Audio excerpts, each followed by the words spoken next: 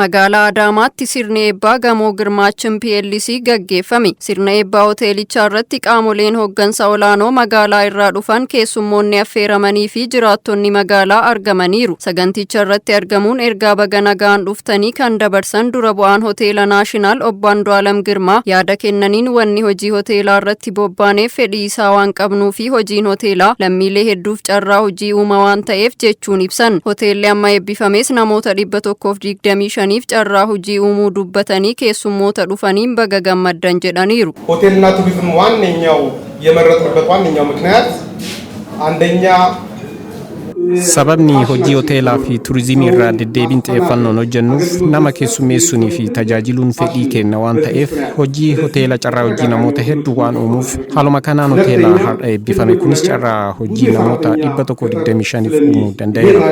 ይሄ ዛሬ የምንከፍተው ሆቴል 125 ሰራተኛ በውስጡ ይዟል። የሆቴል ስራ ሰፊ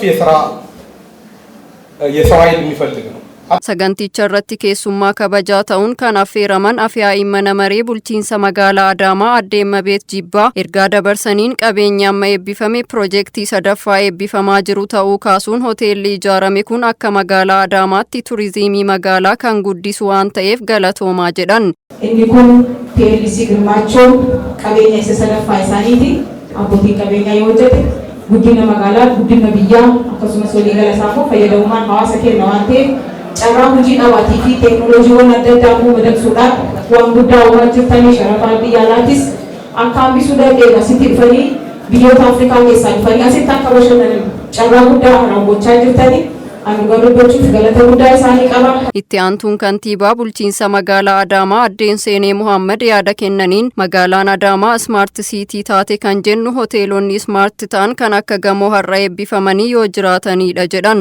Magaalaan Smart City jedhamuudhaaf dhimmoottan hoteelota mimmiidhagoo hoteelota ammayyaa kan akka guyyaa har'aa eebbisiisu kan of keessaa qabaatan Smart City jedhamuudhaaf danda'u jechuudha. Magaalaa tokkotti jijjiiramni ni jira kan jennu jijjiiramni hunda galeessa yoo jiraatedha jechuun hoteelonni akka kanaa magaalittiitti ijaaramuun magaalaa Adaamaa gama turizimiin guddisuuf gahee olaanaa qabaachuu ibsan. Magaalaan tokko jijjiiramteerti kan jedhamu jijjiiramni gama hundaan yoo jiraate.